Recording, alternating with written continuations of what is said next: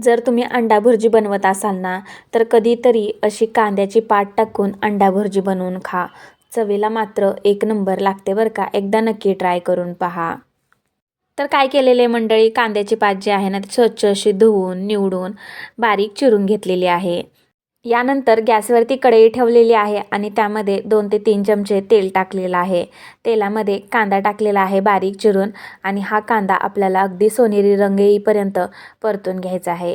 कांदासुद्धा मऊ झालेला आहे. कांद्याचा हलकासा कलर चेंज झालेला आहे. तर आता टाकलेला आहे एक बारीक चिरून टोमॅटो. टोमॅटोसुद्धा मऊ करून घेऊया तेलामध्ये. यानंतर यामध्ये ॲड करूया कांद्याची पात बारीक चिरून घेतलेली आहे तीसुद्धा. एखाद मिनिटभर कांद्याची पातसुद्धा परतून घ्यायची आहे. आता कांद्याची पात टाकल्यामुळे थोडीशी वेगळी चव जाणवते अंडा भुर्जीची, पण चव मात्र एक नंबर आहे बरं का. तर अंडा भुर्जी ही तर सगळ्यांच्याच आवडीची रेसिपी आहे आणि मेन महत्त्वाचं म्हणजे अगदी झटपट 5 ते 10 मिनिटामध्ये बनवूनसुद्धा होते. कांद्याची पातसुद्धा तेलामध्ये छान अशी मऊ झालेली आहे. आता टाकूया यामध्ये अंडी फोडून. तर इथे मी 5 अंड्याची अंडा भुर्जी बनवणार आहे. मंडळी, जर तुम्हाला माझ्या रेसिपीज आवडत असतील ना, तर चॅनलला लाईक करा, शेअर करा. त्याचबरोबर अशाच नवनवीन रेसिपी पाहण्यासाठी फूडी रोहिणीला सबस्क्राईब मात्र नक्की करा.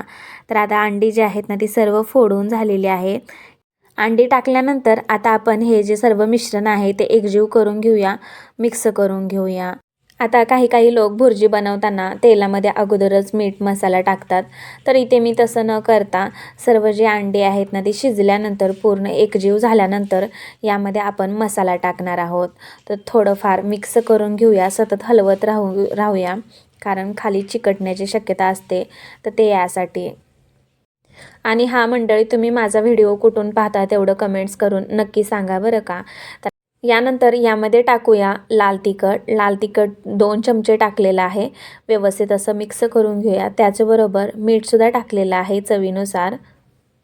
मीठ आणि मसाला सर्व एकत्रित मिक्स करून घ्यायचं आहे.